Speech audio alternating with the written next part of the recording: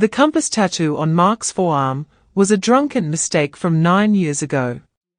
He hadn't thought about the woman who matched it in almost as long. Then 3 identical 7-year-old boys in designer coats walked up to him at a dusty playground and tore his quiet, calloused life apart. Mark didn't believe in serendipity. He believed in the structural integrity evoked the inescapable reality of property taxes, and the fact that a 6-year-old boy could survive on nothing but chicken nuggets and sheer chaotic willpower. It was a Tuesday afternoon and the air in the park tasted of damp earth and exhaust fumes from the nearby interstate. Mark sat on a splintering green bench, a lukewarm paper cup of bitter coffee in his rough hands. The sawdust ingrained in his skin made his fingers feel like sandpaper. He ran a custom furniture repair shop out of a converted garage. A polite way of saying he spent his days gluing rich people's antique chairs back together while trying to keep his own life from falling apart. His son Luke was currently buried up to his elbows in the sandbox, aggressively trying to force a plastic dump truck to consume a rock. "Don't eat the sand, Luke," Mark called out, his voice carrying the low, gravelly rasp of a man who chronically slept 4 hours a night. Luke didn't look up, but the rock dropped from his hand. Small victories. Mark leaned back, rolling the sleeves of his faded flannel shirt up past his elbows to let the autumn breeze hit his skin. The cold felt good against the dull ache in his joints. His left forearm bore a tattoo, a jagged, imperfect compass, with the North Star missing, heavily scarred over from the amateur who had needled it into him 9 years ago in a dimly lit parlor that smelled of green soap and stale beer. He rubbed it absently. It was a nervous habit, tracing the raised ink when the exhaustion hit him the hardest. The park was mostly empty, save for a distracted nanny in scrubs on her phone near the swings, and 3 little boys walking in unison near the oak trees. Mark barely noticed them at first. He was too busy calculating whether he could stretch his remaining bank balance to cover Luke's impending dental bill and the overdue electric notice. But the boys were impossible to ignore for long. They moved with an eerie coordinated precision. Triplets. They looked to be about 7 or 8 years old. They wore identical charcoal wool peacoats with heavy brass buttons, pristine white trousers, and patent leather shoes that had no business being in a public park. Their dark hair was cut into sharp identical cuts. They looked like they had wandered out of a high-end European fashion catalogue and into the gritty reality of municipal landscaping. They stopped about 10 feet from Mark's bench. Mark frowned, lowering his coffee cup. He glanced around looking for their parents. The nanny by the swings was still furiously texting, completely oblivious. The boy in the middle took a step forward. His eyes were a piercing stormy grey. It was a cold color, jarring on a child. "Hello, sir," he said. His voice was polite, clipped, and devoid of the usual childish hesitation. "Hey," Mark said slowly, sitting up straighter. "You kids lost your mom or dad around?" The boy on the left tilted his head, his gaze dropping to Mark's bare muscular forearm resting on his knee. "Our mother is at work," the middle boy continued, stepping closer. The smell of expensive, subtle lavender detergent wafted off their coats, completely masking the smell of the park's damp leaves. The boy on the right pointed a small gloved finger at Mark's arm. "Our mother has a tattoo just like yours." Mark froze. The physical reaction was instantaneous and violently unpleasant. The blood drained from his face, dropping like a stone into his steel-toed boots. A high, thin ringing sound started in his ears, drowning out the distant hum of traffic and the squeak of the playground swings. "Just like yours," he looked down at his arm. The jagged compass, the missing star. It wasn't a piece of flash art off a parlor wall. It was custom. He had drawn it himself on a grease-stained napkin in a dive bar in Seattle, laughing with a woman whose face he had spent the last 9 years trying to scrub from his memory. "What did you say?" Mark's voice was barely a whisper. He felt a sudden sharp nausea. The coffee in his stomach turned to acid. "The compass," the middle boy said, unfazed by the sudden intensity radiating from the large, calloused man.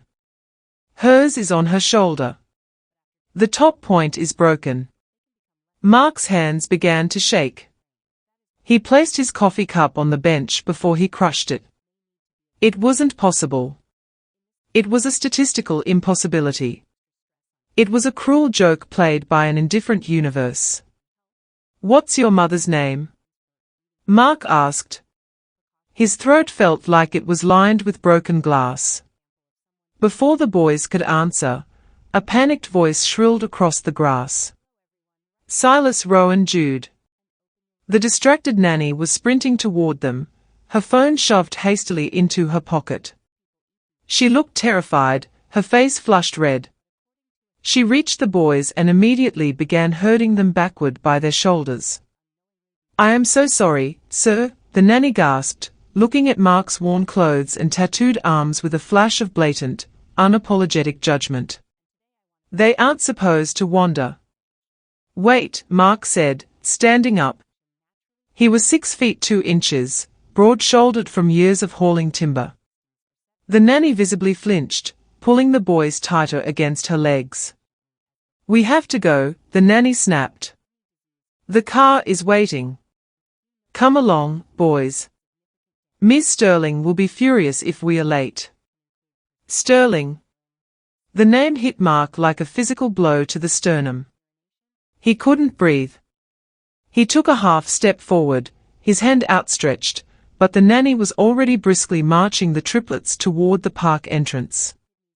The middle boy, Silas Rowan, or Jude, he didn't know which, looked back over his shoulder at him.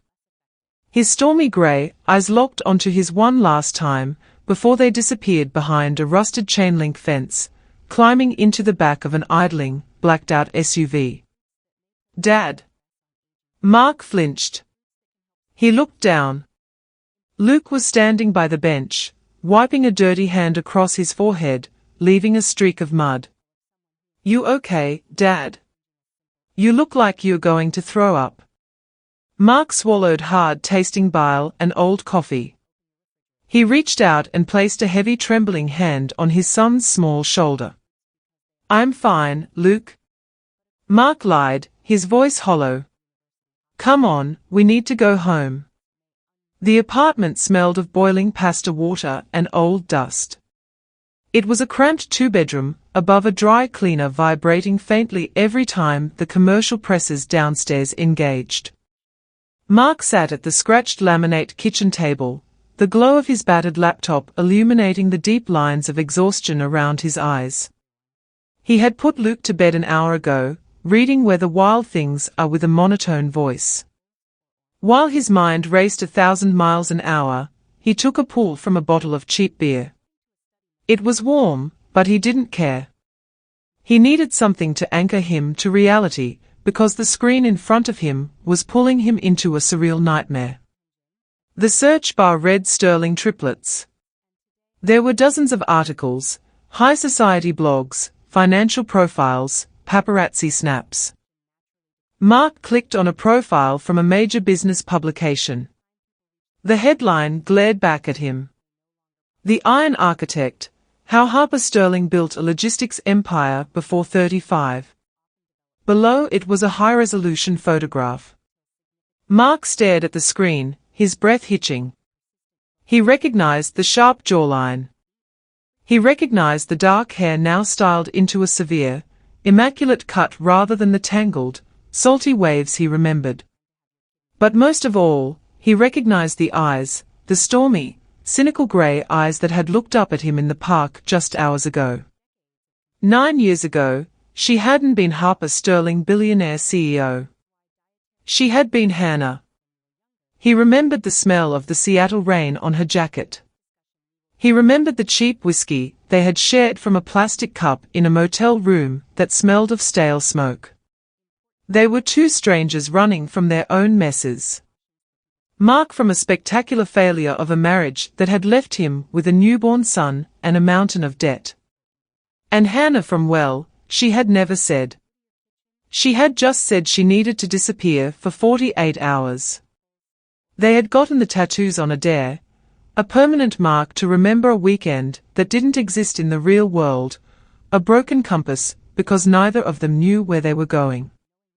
Mark rubbed his face with both hands, pressing his palms hard into his eye sockets until sparks bloomed in the darkness. If the boys were 7, maybe 8 years old, the math was a brutal, undeniable equation. 9 years ago, the timeline fit with terrifying precision. Are they mine?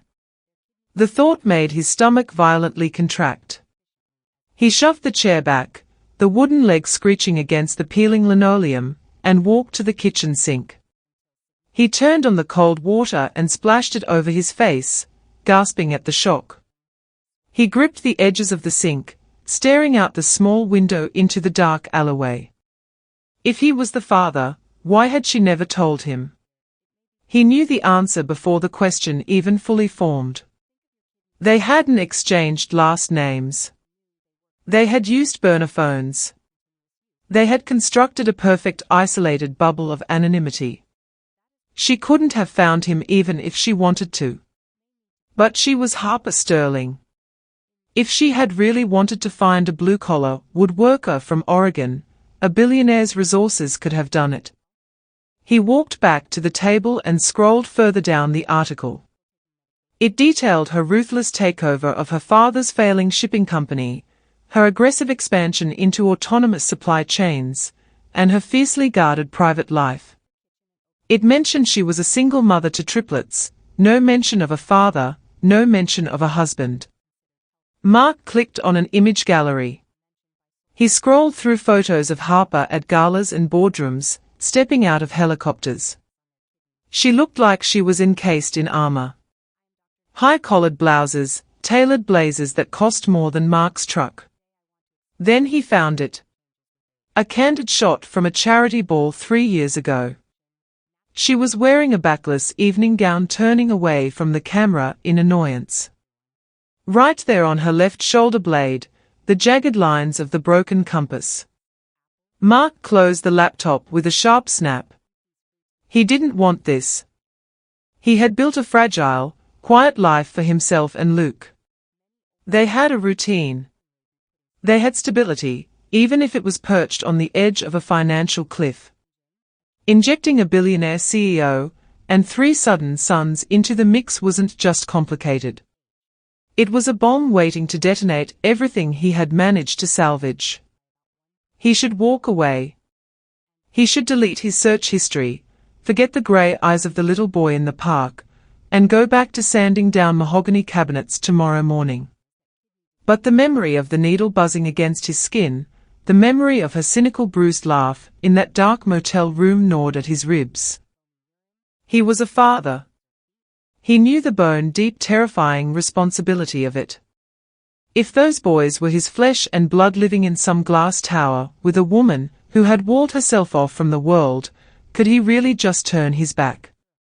He pulled his phone from his pocket. The screen was cracked spiderweb across the glass. He opened his browser and searched for the corporate headquarters of Sterling Logistics. It was downtown, a 40-minute subway ride from his neighborhood. Mark set the phone down. He looked at his scarred forearm. He didn't want money. He didn't want a piece of her empire. But he needed to look her in the eyes. He needed to know if the ghost in the ink was real. The Sterling Logistics building was a monolithic slab of black glass and steel that absorbed the weak Thursday morning sunlight. It loomed over the financial district, a physical manifestation of cold, silent power. Mark stood on the pavement outside, hyper-aware of his own skin. He wore his best clothes, unripped dark denim, clean work boots, a heavy canvas jacket over a grey Henley. To him it was a respectable uniform. In the shadow of the Sterling Tower, Amidst a stream of executives in worsted wool and Italian leather, he looked like a trespasser. He smelled of cheap Irish spring soap and the faint stubborn tang of turpentine that lived permanently under his fingernails. He took a breath of city ozone, roasted nuts, cold concrete, and pushed through the revolving doors. The lobby was a cavern of polished white marble. Footsteps clicked sharply, echoing off the high ceilings. The climate control was aggressive, carrying a sterile synthetic citrus scent. Mark approached the massive curved reception desk. The security guard, a man whose suit strained over massive shoulders, instantly zeroed in on Mark's scuffed boots. "Can I help you?" the receptionist asked. She wore a sleek headset and a polite, dead-eyed smile. "I need to see Harper Sterling," Mark said. His voice, gravelly and low, scraped against the hushed acoustics of the room. The receptionist's smile didn't waver. "Do you have an appointment, Mr.?" Mark said no, "Just tell her Mark is here." The security guard shifted his weight, closing the distance by a half step. "Miss Sterling's schedule is booked months in advance. We don't do walk-ins." "I'm not leaving," Mark stated. He didn't raise his voice, but his feet planted firmly on the marble. The sudden dense stillness in his posture made the guard's hand twitch toward a radio clipped to his belt. Mark ignored the guard and looked at the receptionist. "Do you have a piece of paper and a pen?" Reluctantly, she slid a branded notepad and a heavy metal pen across the counter. Mark's handwriting was an ugly scrawl trained for marking measurements on rough lumber, not writing correspondence. He wrote 4 words. "I have the compass." He folded it and pushed it back. "Send this up. If she tells you to throw me out after she reads it, I'll walk out myself." "No trouble." The receptionist exchanged a glance with the guard who gave a minute shrug. She scanned the note into a sleek desktop terminal, typing a quick message. "I've forwarded it to her executive assistant," she said, her tone dripping with dismissal. "But I highly doubt." The phone on her desk emitted a sharp singular chime, a direct line. She pressed her earpiece. For a fraction of a second, the corporate mask slipped, revealing naked shock. "Yes, Immediately, she lowered her hand, looking at Mark as if he had defied the laws of physics. "Mr. Mark, the private elevator on the right, floor 72. Security will escort you." The elevator ride was aggressively fast, making Mark's ears pop. The guard stood rigid beside him, radiating silent hostility. When the stainless steel doors hissed open, Mark stepped into a space that felt less like an office and more like a high-altitude fortress. Floor 72 featured floor-to-ceiling windows offering a dizzying grey panorama of the city. The carpet was thick enough to swallow the sound of his heavy boots. Original intimidating abstract art lined the walls. The air smelled of bergamot and expensive black tea. At the far end, behind a desk made of a single slab of raw-edge walnut resting on glass blocks, stood Harper Sterling. She was turned away looking out at the skyline. She wore a tailored ivory pantsuit that hung flawlessly over her frame. "Leave us," she commanded. The cadence was exactly the same as a woman in the cheap Seattle motel, but the warmth had been completely bled out of it. The guard hesitated. Are you certain?" "Did I stutter?" "Marcus, get out." The doors clicked shut. The silence in the room was absolute, heavy and suffocating. Slowly, Harper turned around. Mark's chest tightened. 10 years had left fine lines around her stormy grey eyes and a rigid defensive set to her jaw. She looked exhausted. She looked terrifying. She looked at his worn canvas jacket, his scuffed boots, and finally his face. A muscle feathered in her cheek. "You," she breathed. It wasn't a sigh of relief. It was an accusation. Me, Mark replied. She gripped the edge of her walnut desk, her knuckles bone white. How did you find me? How much do you want? The immediate jump to a shakedown stung. A hot defensive anger flared in Mark's gut. I don't want your money, he said, taking a slow step forward. I didn't even know who you were until Tuesday. I was at the park with my son. Harper flinched at the word son. 3 little boys walked up to me, Mark continued, his voice dropping into a harder register. They saw my arm. They told me their mother had the exact same tattoo. Harper closed her eyes. When she opened them, the vulnerability was sealed away behind a sheet of ice. They shouldn't have spoken to you. The nanny was fired. You fired a woman because your kids talked to a stranger. I fired her because she allowed a potential security threat to interact with my children. Harper snapped. The sudden volume cracked like a whip. She stepped out from behind the desk. Do you have any idea what my life is like? How many people try to get near them to get to me? I'm not a threat, Mark said, holding his calloused hands up, palms open. I needed to know. Know what? She mocked bitterly. If the drunken mechanic you slept with 9 years ago magically turned into a billionaire. I'm a carpenter, actually, Mark corrected flatly. And no, I needed to know if I'm a father. The air seemed to vanish from the room. Harper stopped moving. Her defensive posture suddenly looked brittle. The silence stretched out, filled only by the faint muffled wail of a siren 50 floors below. They are 9 years old, Mark said softly. The anger drained away, leaving only the crushing weight of the truth.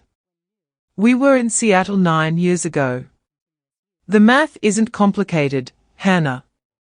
Don't call me that, she whispered. Then tell me the truth. Harper walked to a sleek ivory leather sofa and sat down heavily. She crossed her arms tight over her chest, not looking at him. Yes, they are yours. The floor tilted. Mark had known it, but hearing it spoken aloud in the sterile, untouchable room made it a physical reality. 3 sons. He staggered slightly, dropping into a modern chrome chair opposite her. He rested his elbows on his knees, burying his face in his rough hands. He smelled the sawdust on his own skin. Why? Mark asked, his voice muffled. Why didn't you tell me? Find you where? Harper let out a short, harsh laugh. We didn't know each other's last names. We had burner phones. And even if I could have tracked you down. Why would I? Mark dropped his hand, staring incredulously. Because I'm their father. You were a guy I slept with for a weekend to escape the fact that my father was dying and my company was bleeding millions. She fired back. I was 24. I was terrified. You were an escape hatch, Mark. That's all. And when you found out you were pregnant with triplets, I dealt with it like I deal with everything else. Harper lifted her chin, the CEO persona sliding back into place. I built an empire. I provided them with a life you couldn't comprehend. They go to the best schools.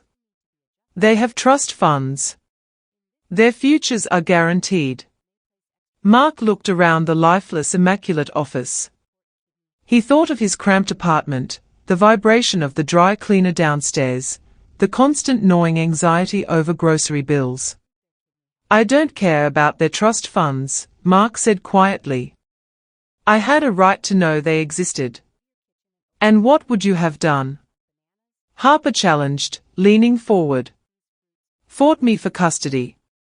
We live in 2 different universes.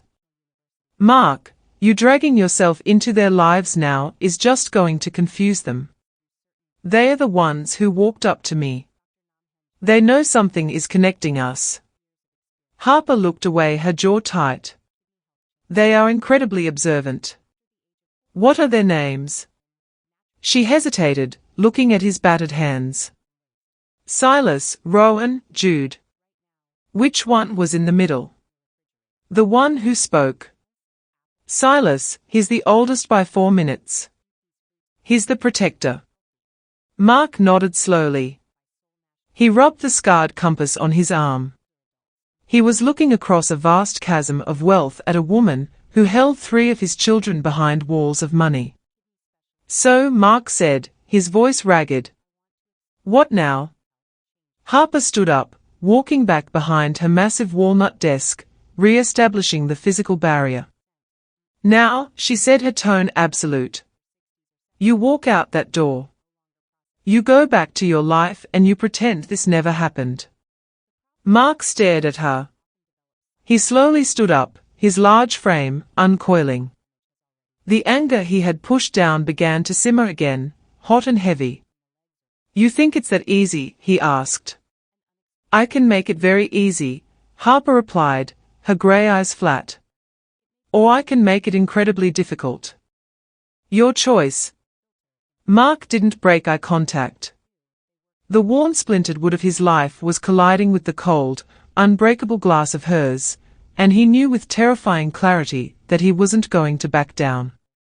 For 3 days the roar of the belt sander was the only thing keeping Mark from losing his mind. His workshop smelled of sharp pine burnt friction and the sour tang of old wood glue. Dust coated every surface, settling into the creases of his knuckles and the deep lines framing his mouth. He was working on a shattered cherrywood credenza, systematically stripping away a century of grime to find the solid grain underneath. It was a distraction. It wasn't working. Every time he closed his eyes, he saw grey eyes and white patent leather shoes. He heard the cold deadpan threat in Harper's voice. I can make it incredibly difficult. Mark turned off the sander. The sudden silence in the garage was deafening, broken only by the rhythmic dripping of a leaky pipe in the corner. He wiped a grease-stained rag across his forehead, leaning heavily against his workbench. He was outmatched. He knew it. If Harper wanted to bury him in legal paperwork, she had a small army of retainers to do it. She could drain his non-existent savings in a week. But the thought of never seeing those 3 boys again, of letting them grow up, thinking the man with the matching compass was just some ghost who didn't care, made his chest physically ache. A heavy definitive crunch of tires on loose gravel pulled him from his thoughts. Mark looked up. A black, heavily tinted SUV had just pulled into his narrow, cracked driveway, dwarfing his rusted pickup truck. The engine cut out. For a long moment, nothing happened. Then the rear door opened. Harper stepped out into the overcast Friday afternoon. She was dressed down, which for her meant a charcoal cashmere turtleneck and dark, perfectly tailored trousers. She looked entirely alien in his driveway.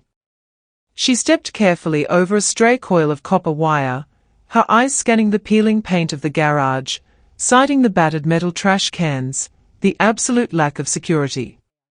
She walked into the open bay of the workshop. The smell of the cashmere and subtle gardenia perfume clashed violently with the turpentine and sawdust. You didn't send a lawyer, Mark noted, tossing the dirty rag onto the bench. He didn't offer her a chair. The only one available was missing a leg. Lawyers leave paper trails, Harper said. Her voice was flat, but her eyes were darting around the shop, taking in the chaotic reality of how he lived. She stopped when she saw a child's drawing of a blue dog taped to the wall above the bandsaw. She reached into her sleek leather tote bag and pulled out a thick manila envelope. She dropped it on the workbench right on top of a pile of cherrywood shavings. It landed with a heavy thudding finality. What is this? Mark asked, not moving toward it. A solution, Harper said. It's a non-disclosure agreement, ironclad. You sign it, stating you will never approach me, my company, or my sons again. You will not claim paternity.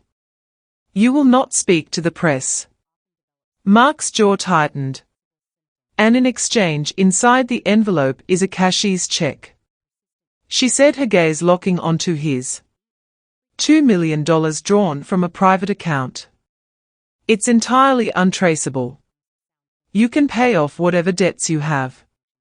You can move out of this place. You can set up a real life for your son. The air left Mark's lungs. 2 million. The number hit him like a physical blow.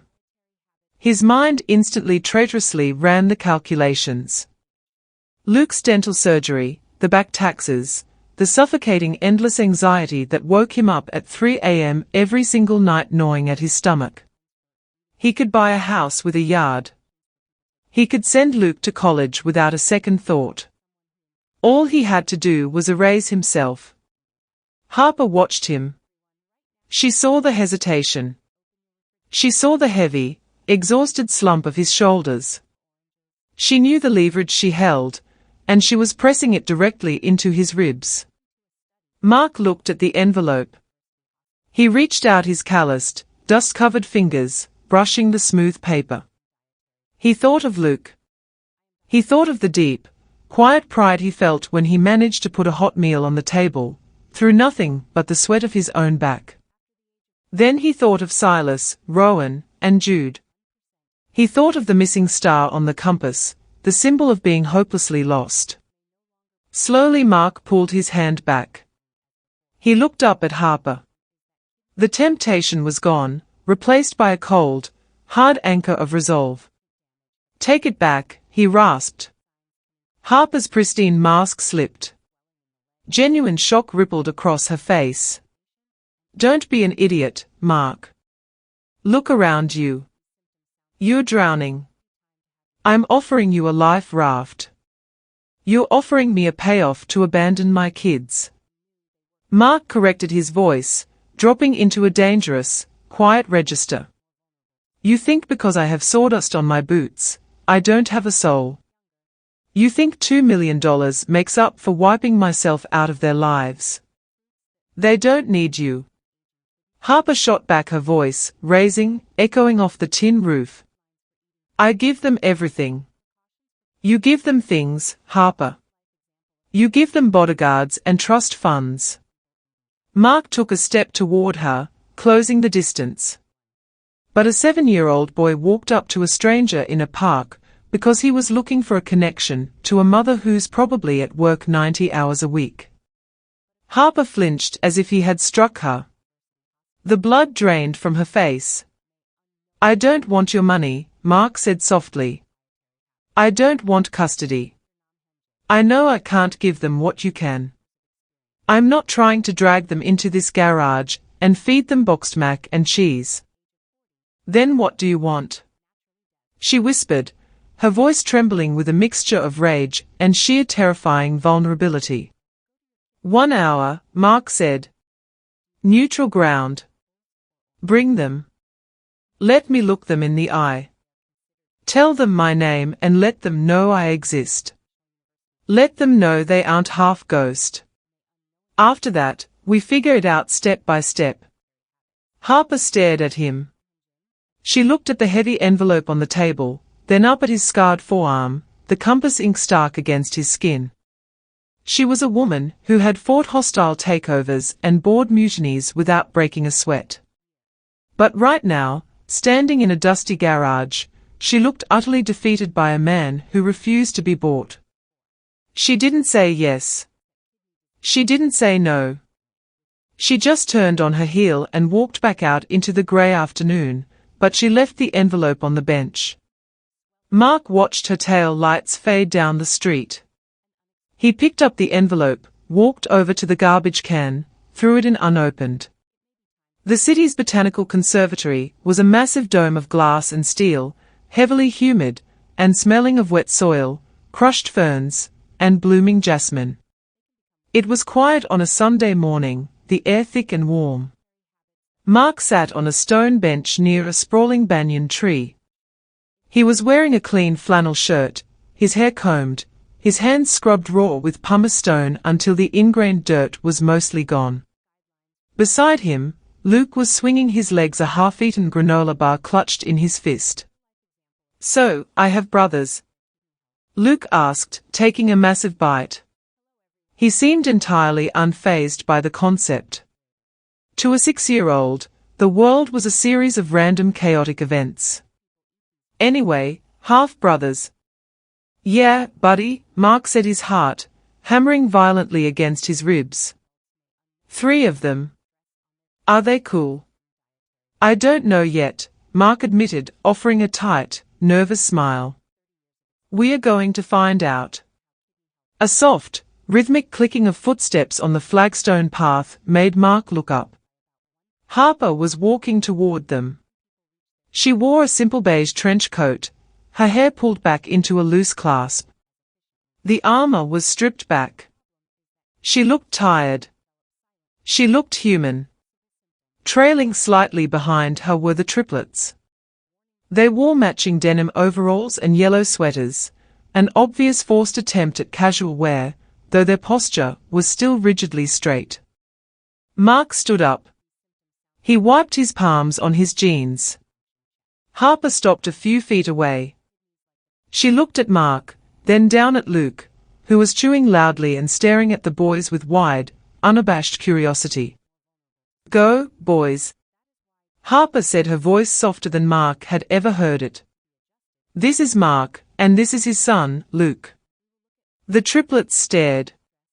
It was unnerving, the synchronized weight of 3 identical pairs of grey eyes. Silas, the one in the middle, stepped forward. He didn't look at Mark's face.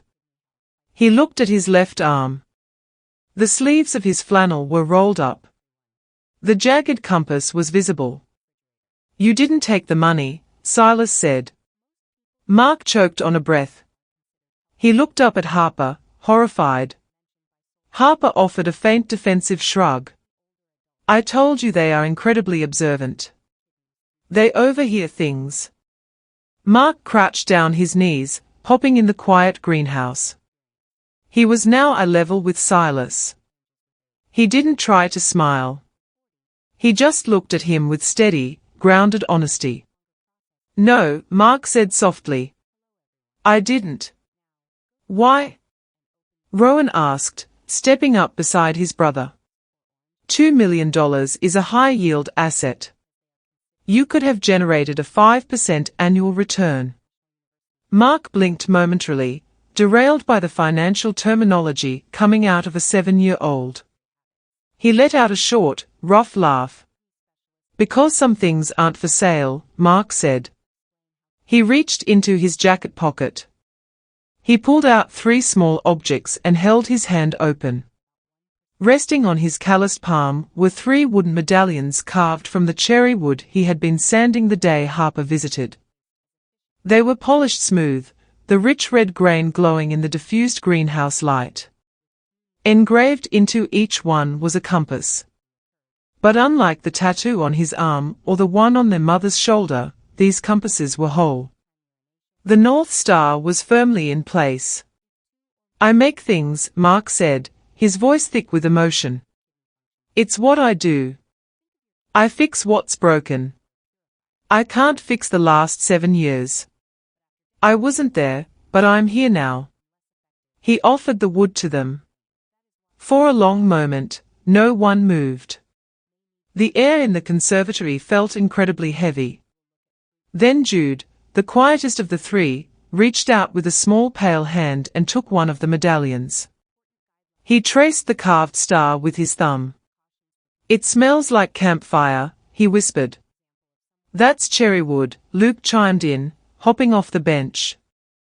"My dad smells like that all the time. Sometimes he smells like glue, too. Do you guys like frogs? I saw a really big one over by the water lilies." The formal rigid posture of the boys faltered. They looked at Luke, then at their mother. Harper swallowed hard. The ice in her eyes had completely melted, leaving behind a sheen of unshed tears. She gave them a microscopic nod.